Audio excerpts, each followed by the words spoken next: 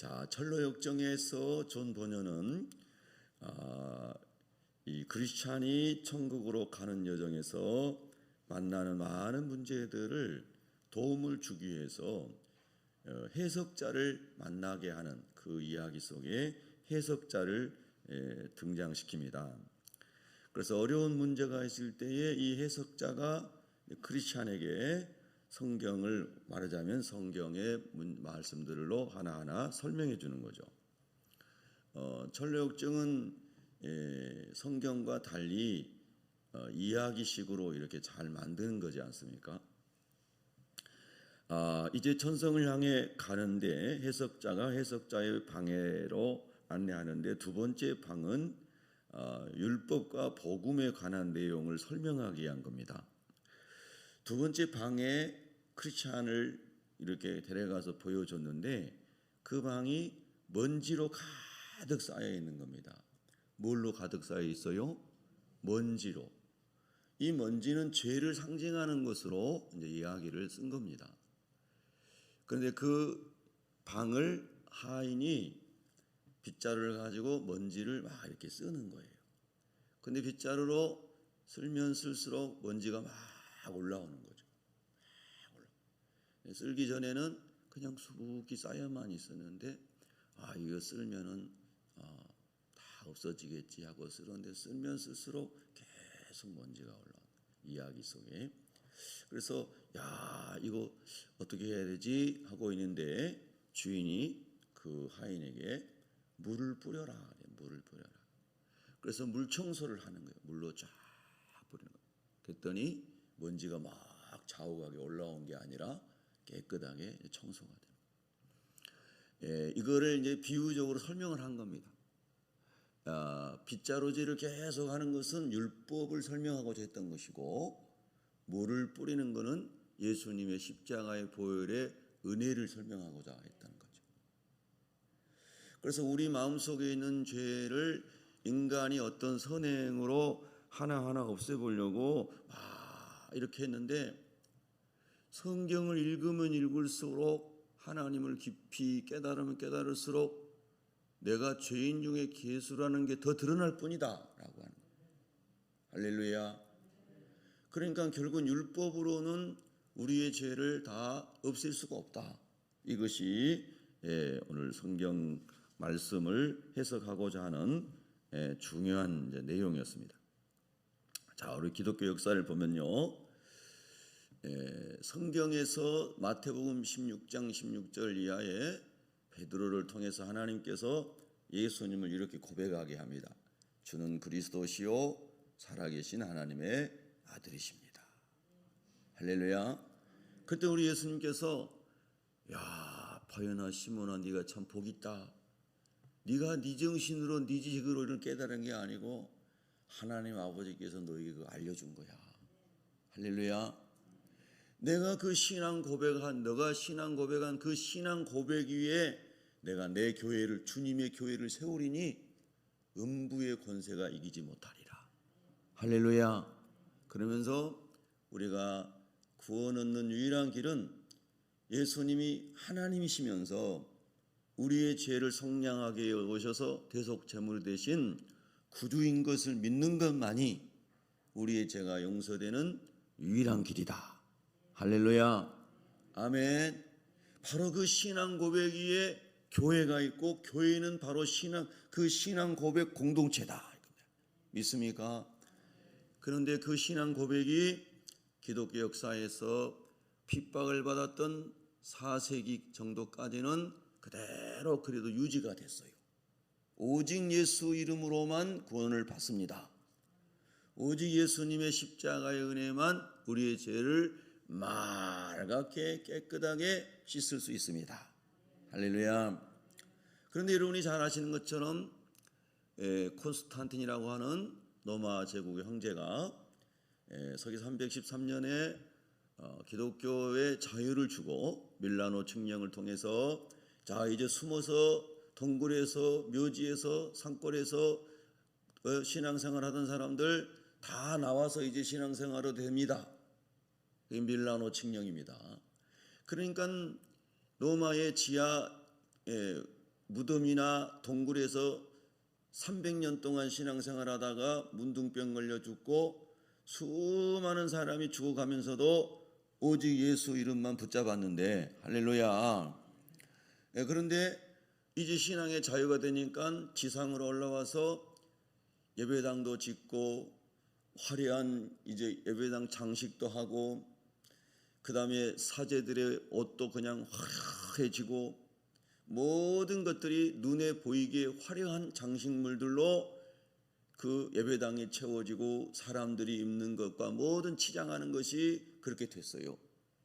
소위 말하여 수많은 형상화된 것들이 많아진 거죠. 예. 그러다 보니까 이제 사람들의 생각이 점점 형상화된 것들로 마음을 뺏기기 시작합니다. 예. 그래서 이제 이교도들이 많은 신전을 가지고 있었지 않습니까?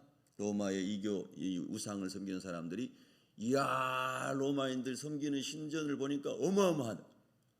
우리도 예배당을 저렇게 지어보자. 그래서 중세에 지었던 예배당들은 첨탑이 높고 그리고 웅장하고 큰 대리석 돌로 지은 건물들이 거의 다죠.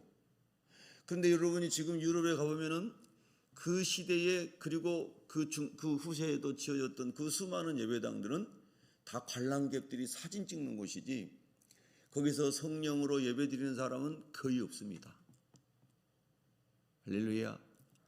제가 건물에 지금 집중하는 게 아니고 계속해서 예수 그리스도 그분만이 우리의 하나님이십니다. 우리 구주십니다. 오직 예수 이름으로만 죄사함 받고 성령 세례를 받아야만 우리가 하나님의 사람으로 세워지고 하나님의 일을 성령 세례 받아야만 할 수가 있습니다. 이 본질만 계속 흘러왔어야 되는데, 할렐루야.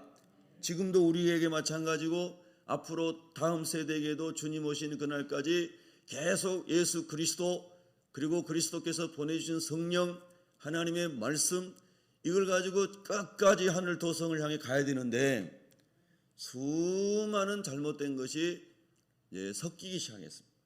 그래서 4세기 이후부터 17세기 거의 이르기까지 다시 영적 부흥의 운동이 일어났던 17세기 말 18세기까지 계속해서 사람들이 만들어 놓은 형상이나 제도나 건물이나 치장하는 것 이런 것 쪽으로 복음이 계속 변질되기 시작한 겁니다. 그러다 보니까 이거 교회 건물을 크게 지어야 되고 교황은 삼중관 금으로 된 삼중관 3층 왕관을 써야 되고 교황이 입는 옷은 얼마나 비싼 옷을 입습니까? 교황이 살고 있는 교황청은 얼마나 금으로 치장한 화려한 곳입니까? 그래도 아무도 지금도 말하지 않죠. 교황은 왜 그런 금으로 된 삼중관을 쓰고 다니느냐? 교황은 왜 그렇게 화려한 데서 사느냐? 아무도 이의 제기하지 않잖아요. 만약에 손성희 목사가 주일날 금으로 된 삼중 왕관을 쓰고 예배당에 오면 바로 신문에 나올 겁니다. 어느 교회 목사가 그렇게 하면 모든 언론이 공격하면서 그 목사님 그날로 그냥 파문될 겁니다. 언론에 의해서 죽을 거예요. 여러분 참 신기하죠. 그러나 캐톨릭은 중세 타락한 이후에 지금까지 그렇게 오고 있는데도 누가 말하지 않습니다. 여러분 잘 생각해 보세요. 곰곰이 생각해 보세요. 그래서 교회는 무너지기 시작합니다. 자, 여러분, 이 세속적인 것이 콘스탄틴에 의해서 기독교가 자유를 얻고 몰수됐던 재산을 돌려주고 굉장한 축복을 받은 것 같았지만 그 이면에는 모든 이교 신앙이 들어와서 혼합주의가 되고 그리고 수많은 형상과 이런 치장하는 것들로 인해서 복음이 변질되고 그러면서 여러분 제가 여러분에게 많이 말씀드렸지만은 예루살렘 교회가 120명이 다 성령 세례 받고 성령께서 하나님의 섭리 가운데 흩어서 교회를 열방에 막 하나님이 세우시는데 예루살렘 교회가 첫 번째 교회 공동체 북쪽으로 올라가서 안디옥 교회가 두 번째 공동체 그리고 저 북쪽으로 가서 에게를 건너가지고 이스탄불, 콘스탄티노플 동방교회의 그리고 동로마 제국의 수도였던 거기에 교구가 만들어지고, 그 다음에 거기서 지중해를 건너가지고 아프리카 북단의 알렉산드리아의 교회가 만들어졌어요. 그 큰 교구가 만들어졌어요. 그래서 4세기 이전까지 교회는 이 5개의 예루살렘과 안디옥과 그리고 이스탄불과 로마와 그리고 알렉산드리아, 이게 5개의 교구를 중심으로 전 세계에 복음이 퍼져갔어요. 그런데 이 5개의 교구는 민족이 다르고 나라가 다르고 언어가 다르고 다 다르지만 그리스도 예수를 유일한 구주로 고백하고 성령의 인도를 받고 하나님 말씀만이 진리입니다 라고 신앙 고백이 같았다는 것입니다. 오늘 우리가 신앙 고백하는 사도신조를 그 시대에 만들어졌다 이 말입니다. 할렐루야. 그 교회를 뭐라고 불렀느냐? 공교회라고 불렀습니다. 공교회. 우리가 사도신조를 고백할 때 공교회를 믿사오며 그러지 않습니까? 그 공교회라는 말이 카운실이라는 말인데 그 말은 보편교회라는 뜻입니다. 나라와 혈통과 민족과 언어가 다 달라도 예수님만을 구주로 고백하고 성경만을 유일한 하나님 말씀으로 믿으며 성령으로 인도받는 공동체. 할렐루야. 그런데 이 5개의 교구가 다 언어와 문화와 이게 뭐 다르지만 똑같은 신앙 고백으로 하나님 성겼기 때문에 보편교회, 카운실, 영어로 캐톨릭이라고 합니다. 헬라어로 캐톨릭칸이라고 합니다. 그래서 원래 공교회는 지금 있는 로마 서방교회가 캐톨릭이 아니고 원래는 예수 그리스도 중심의 복음적 교회가 캐톨릭이에요. 공교회라는 뜻이에요. 원래 캐톨릭이란 말이. 캐톨릭이란 말은 원래 공교회, 보편적 교회, 카운실이라는 뜻이에요. 그런데 아까 말씀드린 것처럼 복음이 변질되면서 이제 교회가 2개로 나눠져요. 로마를 중심으로 한 소위 말하여 서방교회, 로마 캐톨릭이라는 교회가 세워지고, 그 다음에 아까 5개 교구 중에 예루살렘과 안디옥과 콘스탄티노플과 알렉산드리아 중심으로 4개 교구가 연합해서 한 교구가 이제 되는 거예요. 동방교회가 되는 겁니다. 물론 기독교 역사에 보면 로마의 역사와 많이 겹치죠. 로마가 동로마와 서로마로 분열되면서 그 제국이 분열되면서 그 제국 안에 지역에 있는 교회들도 분열이 되는 아주 그런 역사의 소용돌이 속에 들어가는 거죠. 그러나 그럼에도 불구하고 세속의 정부는 나눠졌어도 그래도 기독교는 서로 협력하는 관계에 있었어요. 그러나 여러분이 잘 아시는 것처럼 십자군 전쟁의 수많은 전쟁을 거치면서 결국은 완전히 나눠지죠. 그런데 지금 우리가 알고 있는 그 동서교회 분열이 1054년에 결정적으로 2개로 쪼개졌는데 그 서방교회가 이제 로마 캐톨릭인 거예요. 그리고 동방교회는 그리스 정교회, 그 다음에 또 어디에 러시아 정교회, 또 뭐 이집트 콥틱 교회 등등 이런 교회들이 생긴 거예요.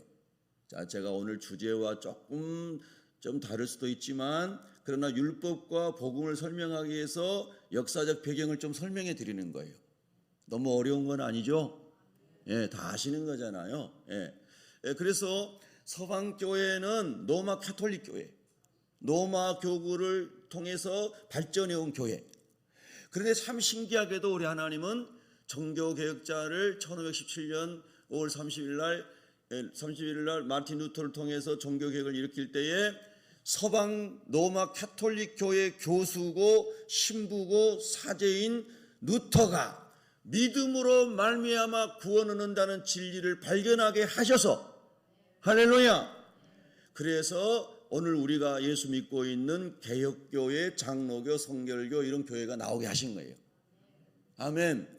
그러면 그 큰 역사의 줄기 속에 가장 큰 핵심이 뭐냐 하면 율법주의와 복음주의의 싸움인 거예요. 예를 들어서 로마 캐톨릭은 그럼 율법주의를 어떻게 그들이 그 시대에 사용했는가? 여러분이 죄를 다 많이 져서 성경을 읽어야 하는 이제 로마 캐톨릭은 성경을 일반인들에게 나눠주지 않고 사제들만 라틴어 성경을 읽으면서 그리고 이제 너희들은 들었으니까 가서 살아라. 일반인들에게 성경을 안 줬어요. 종교개혁 이후에 마틴 루터가 독일어 성경을 번역하죠. 자기가 독일 사람이니까. 그래서 독일 사람들에게 자기들 언어로 성경을 읽을 수 있도록 성경을 막 배포를 하는 거예요. 참 신기하죠. 여러분, 인쇄술을 개발한 사람이 누구죠? 갑자기 이름이 생각이 안 나요. 구텐베르크인가요? 하여튼 인쇄술이 또 그 시대에 딱 발견이 되는 거예요. 발명이 되는 거예요. 성경을 대량으로 인쇄해가지고 배포할 수도, 이게 하나님이 다 섭리하시는 거잖아요. 할렐루야. 그래서 마틴 루터가 성경을 읽어보니까 죄를 용서받고 완전히 자유하게 되는 것은 믿음으로 되는 것이지 행함으로 되는 게 아니다. 할렐루야. 그래서 다시 4세기 이전에 초대교회의 순수 복음으로 돌아간 것이 종교개혁인 거예요. 할렐루야. 우리가 무슨 좀 더 착하게 살아봅시다, 이게 종교개혁이 아니에요. 본래의 종교개혁의 본질은 좀 더 착하게 살아봅시다, 이런 것도 지엽적으로 설명할 수 있지만 그게 그건 다시 율법주의예요. 여러분 잘 오해하지 말고 이해하셔야 돼요. 오직 예수의 피로만 죄 용서받습니다. 할렐루야. 이게 종교개혁의 핵심이에요. 그래서 오직 성경. 왜 오직 성경입니까? 교황이 성경에 없는 거를 내가 하나님의 사도 베드로를 이은 교회 황제니까 내가 말한 것은 성경보다 위에 있어, 나는 무흠하고 나는 흠이 없는 사람이요, 이렇게 교황이 선포한 거 아닙니까? 교황무흠설. 교황무흠설. 왜 교황이 죄가 없어요? 다 죄인이라고 하나님 말씀하시는데. 할렐루야. 그리고 나서 자기가 말한 거를 성경 위에 두었어요. 그래서 종교개혁자들은 오직 성경만이 진리입니다 선포했다는 뜻이에요. 할렐루야. 오직 은혜만이, 예수 그리스도의 십자가의 은혜만이 구원받습니다마는 말은 바로 그런 율법주의적인 것들에 대해서 그건 비성경적인 겁니다 하는 의미에서 오직 은혜가 강력하게 대두됐다 이 말이에요. 할렐루야. 그러면 타락한 이후에 중세교회는 어떻게 했어요? 너희들 죄 많이 지었지? 죄를 씻으려면은 죄를 많이 지은 만큼 착한 일 많이 해, 이렇게 얘기했다 이 말입니다. 여러분 그건 복음이 아닙니다. 그건 복음이 아니에요. 복음은 오직 죄의 문제는 예수님의 보혈로만 씻어지는 거예요. 할렐루야. 절대 선행으로 구원받을 수 없어요.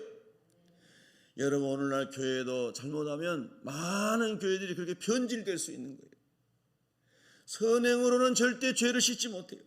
선행으로 죄를 씻으면 예수님의 십자가 보혈이 무효, 의미가 없어진다. 계속 성경 설명, 로마서 갈라디아서 계속 설명을 하고 있잖아요. 오직 예수의 보혈, 주의 보혈 능력 있도다. 할렐루야. 그러나 중세의 복음이 막 이교도들과 이교들의 신전, 파르테논 신전, 수많은 신전들을 보면서 야, 예배당도 이렇게 크게 짓고 그 다음에 우리 사제들도 옷도 그럴싸하게 구약의 대제사장처럼 멋지게 입고 야, 권위 있게 폼나게 한마디씩 하자. 여러분 사람은 보이는 것에 미혹되잖아요. 사람은 외모를 보고 훅 빨려 들어가잖아요. 여러분 제가 오늘 아침에 여기 나올 때 머리도 안 깎고 덮을덮을하고 그리고 막 여기 때가 떡지덕지 묻어있고 거짓골을 하고 나왔으면은 아이고 우리 목사님 뭐 이렇게 지저분하냐 이렇게 생각하는 사람이 한 명쯤 있을지도 몰라요. 예. 실제로 사람은 외모를 보고 하나님은 중심을 보셔요. 예.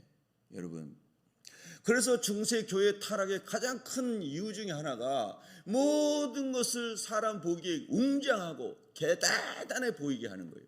여러분 제가 꼭 그게 절대적인 건 아닙니다만은 1년에 한두 번밖에 이 가운을 안 입는 것도 꼭 옳다 그르다 문제가 아닙니다. 그냥 그 제 생각인 거예요. 다른 목사님들 가운 입으면 잘못된 거 아니에요. 그런 얘기 안 해요. 절대 오해하지 마세요. 제 친구는 항상 가운 입고 예배드리고 그럽니다. 저는 하나님 아버지 가능하면 인간적인 외형으로 사람들에게 어떤 감동을 주고 우리는 보다는 말씀 자체가 성령의 권능이 사람들의 영혼을 변화시키고 흔들 수 있도록 또 제 영혼을 그렇게 하나님이 흔들 수 있도록. 그럼 성가대는 왜 가운이 있습니까? 또 질문할 사람 혹 있을지 몰라요. 성가대는 여러 명이잖아요. 옷이 다 다르고. 근데 한 색깔로 하면 깔끔하고 좋잖아요. 너무 어렵게 생각하지 마세요. 예. 그리고 이 성의라고 하는 그런 이제 옷을 입게 되면 아무래도 마음가짐이 또 달라지죠. 그거는 있어요. 저도 가운을 안수할 때 다 이렇게 예복을 받았지만은 이제 특별히 절기 때만 입고 잘 안 입습니다만은 그런 의미. 어쨌든 중세 교회는 너무 입는 것, 치장하는 것, 건물로 하다가 보니까 뭐가 필요해요? 돈이 필요하잖아요. 그래서 여러분 이렇게 하면은 죄가 더 용서됩니다. 큰 죄는 돈을 더 많이 바쳐야 됩니다. 큰 죄를 지었을수록 선행을 더 많이 해야 됩니다. 이런 율법주의로 돌아갔다는 뜻이에요. 여러분 우리 잘 마음 관리해야 되겠죠? 할렐루야. 하나님이 필요해서 예배당을 지어야 되고 하나님이 필요해서 어떤 일을 한다면 말씀과 성령의 인도를 받아 감동과 은혜로 해야지. 할렐루야. 다른 방식으로 하면 복음이 사라진단 말입니다. 우리는 오직 복음에 의해서 움직여야 됩니다. 복음에 의해서 생명도 바치고 복음에 의해서 재산도 바치고 복음에 의해서 하나님 나라에 살아가는 성령 안에서 자유함으로 주님을 섬겨야지. 할렐루야. 절대로 율법주의적으로 강요하고 이러면 안 된다 이 말이에요. 나라에서 세금 먹이듯이 성도들에게 n분의 1을 해가지고 헌금 내라고 이런 것처럼 중세시대가 이랬단 말입니다. 중세시대가. 그래서 면죄부를 막 팔았어요. 대놓고 팔았어요. 오늘 예배당 건축해야 되는데 베드로 성당을 건축해야 되는데 지금의 노마에 있는 그 뭐예요? 이름도 생각. 캐톨릭 본부 있잖아요, 로마에. 바티칸을 만들고 그 바티칸 안에 수많은 성당들 중에 저 웅장한 게 베드로 성당이잖아요. 베드로가 초대 교황이라고 자기들은 믿으니까. 그런데 여러분 그걸 건축할 돈이 얼마나 많이 들어요. 그래서 다 죄를 용서해 주는 면죄부를 팔았단 말이에요. 이거 사라. 그러면 너희들 지옥에서 연옥으로 간다. 이거 사라. 그럼 연옥에서 천국으로 간다. 이런 말씀이 성경에 어디 있냐 이 말이에요, 여러분요. 그래서 지어진 게 여러분 바로 그 웅장한 거 사람들과 관광하고 사진 찍는 겁니다. 그러나 우리 영적으로 보면은 전부 죄로 만들어진 거예요. 죄로 만들어진 거예요. 인류가 싸우는 많은 문명들이 꼭 그런 기독교 문명뿐만 아니라 역사의 유물들, 만리장성을 비롯하여 많은 유물들이 그 속에 들어가 보면은 수많은 사람이 죽고 억울하게 죽고 완전히 인간의 죄악의 역사예요. 죄악의 역사. 하나님이 이제 세상을 심판하실 때 지금 우리가 말하는 세계 문화유산이라고 하는 것들 이런 대부분 유네스코에 등록된 것들은요 전부 인간의 죄악을 실토하는 증거물들이에요. 거의 다 그래요, 여러분. 보세요. 유네스코에 등재된 수많은 것들, 불교의 어떤 사원들부터 시작해가지고 이런 다 이게 뭐예요? 하나님 앞에 섰을 때 니네들 이렇게 많이 죄진 증거구나. 죄진 증거구나.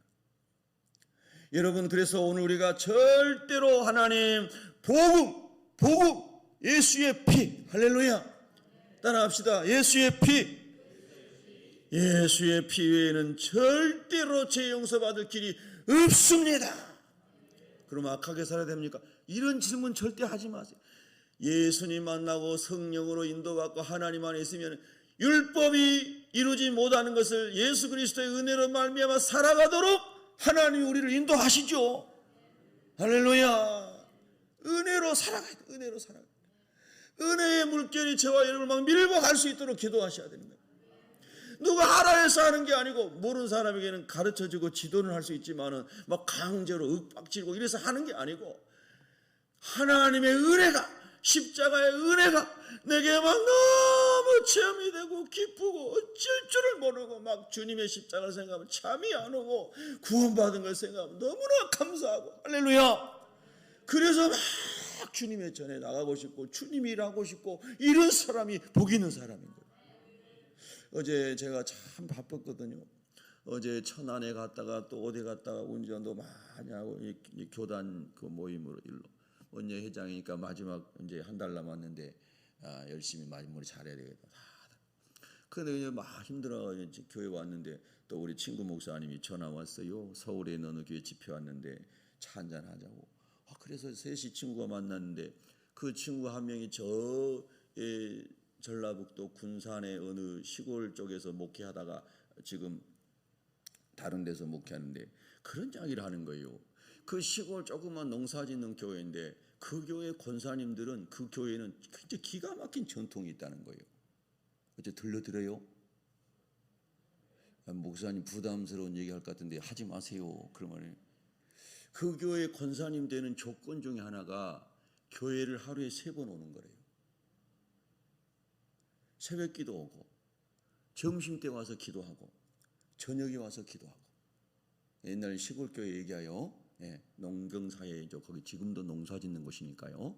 우리 친구가 20년 전에 거기서 담임했는데 지금도 우리 그 친구가 거기서 목회할 때 얼마나 잘하고 동네를 그때 뭐 노무현 대통령 때가 그랬대요. 청와대에 편지 써가지고 이렇게 아주 개발도 안 되고 뭐 이 가로등도 없고 막 이런 동네를 좀 어떻게 좀 해달라고 편지를 썼는데 거기서 수용이 돼가지고 동네가 막 전기 여기 길에 가로등도 되고 뭐 다 됐대요.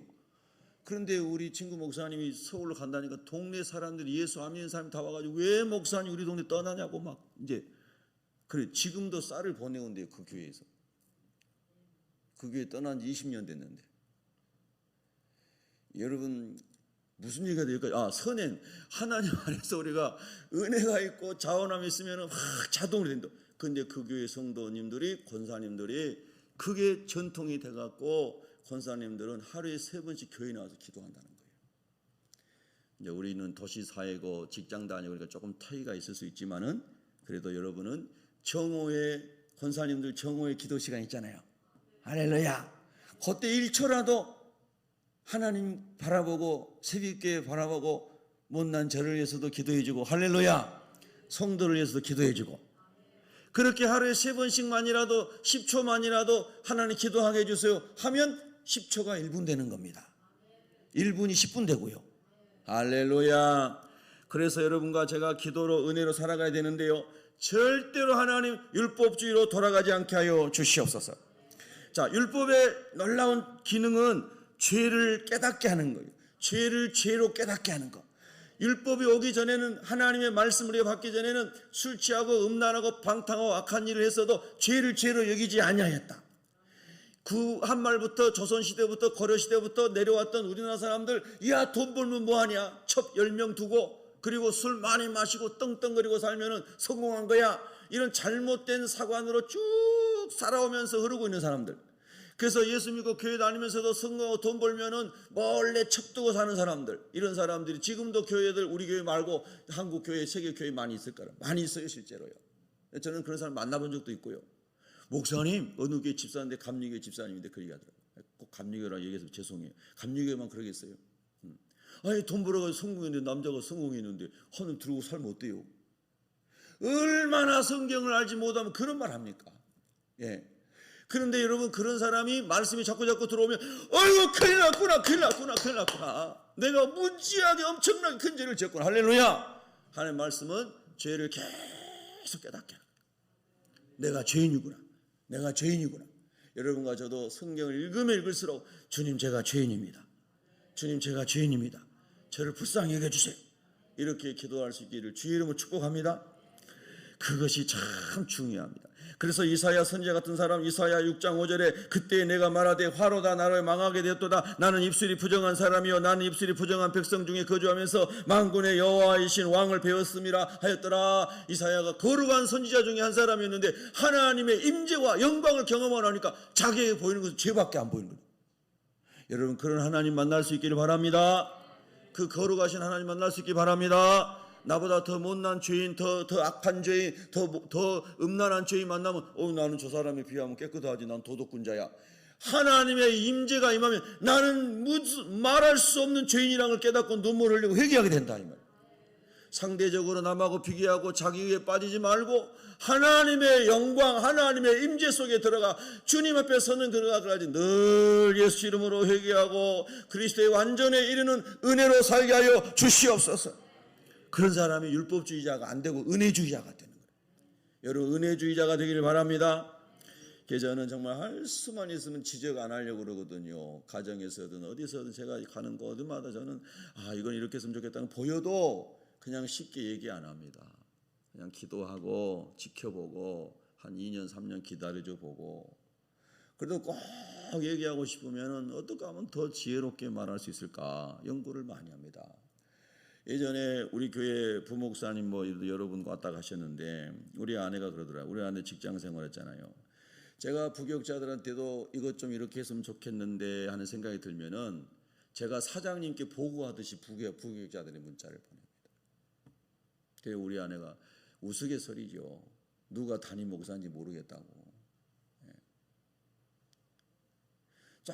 조금이라도 부교육자들 제 아들 또래지 않습니까? 상처받지 않게 하려고. 정말 제가 살아온 그걸 보면 마음에 안 드는 게 딱 보인다 할지라도 지금 전사님 얘기하는 게 아니에요. 누군가 그런 사람이 있다 할지라도 다 그렇게 저는 말을 못해요. 하나님의 은혜로 어떻게 하면 상처받지 않고 그래도 깨닫고 또 하나님 은혜가 있어야 하는 거잖아요. 할렐루야. 그렇게 살아보려고 애쓰고 있습니다. 여러분 우리도 그렇게 한번 애써 보십시다. 그래서 자꾸 일신의일신 우리가 변화돼야 되지만 그 변화되도록 도우는 것을 율법주의로 하지 말고 은혜주의로 하자. 할렐루야.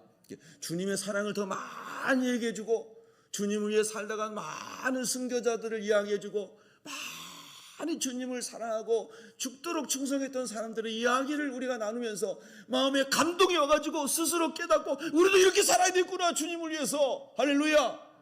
이렇게 우리가 하면 좋겠죠. 할렐루야. 할렐루야. 그래서 율법은 죄를 깨닫게 하는 것이고 죄의 문제를 해결할 수는 없어요. 죄의 문제를 해결할 수 있는 것은 오직 예수의 피입니다. 로마서 7장 7절에 보면 율법으로 말미암지 않고는 내가 죄를 알지 못하였으니 곧 율법이 탐내지 말라 하지 아니하였더라면 내가 탐심을 알지 못하였으리라. 예수님 말씀은 탐심을 품는 게 곧 도둑질한 거다. 그러니까 그 말씀을 깨닫기 전에 무슨 그런 음란한 생각 잠깐 하고 남의 거 탐 조금 하고 그다음에 속으로 남 미워 좀 했다고 무슨 죄가 돼? 이렇게 생각했던 우리가 예수님 알기 전에 예수님 알고 나니까 이제 그런 생각도 안 하게 돼요. 이런 생각 스쳐가는 것도 하나님 스쳐가지도 않게 해주세요. 할렐루야. 말씀을 알면 할수록 내 죄는 드러나고 하나님의 의는 크게 역사하는. 할렐루야. 십자가의 의는 크게 역사하는. 아멘. 은혜로 살아갈 수 있기를 바랍니다. 로마서 7장 10절에 이렇게 무릇 율법 행위에 속한 자들은 저주 아래에 있나니 다 지킬 수 없기 때문에요. 기록된 바 누구든지 율법책에 기록된 대로 모든 일을 항상 행하지 아니하는 자는 저주 아래에 있는 자라 하였습니다. 그러니 여러분 어떻게 율법이 우리를 구원하고 어떻게 행위가 우리를 구원합니까? 오직 은혜입니다. 그래서 해석자의 집에서 해석자는 크리스찬에게 말하는 거죠. 복음만이 우리의 죄를 사하고 우리를 의롭게 하십니다. 로마서 1장 17절에 복음에는 하나님의 의, 십자가의 의, 예수 그리스도의 십자가의 보혈의 능력이 나타나서 믿음으로 믿음에 이르게 하나니 기록된 바 오직 의는 믿음으로 말미암아 살리라 함과 같으니라. 기도하겠습니다.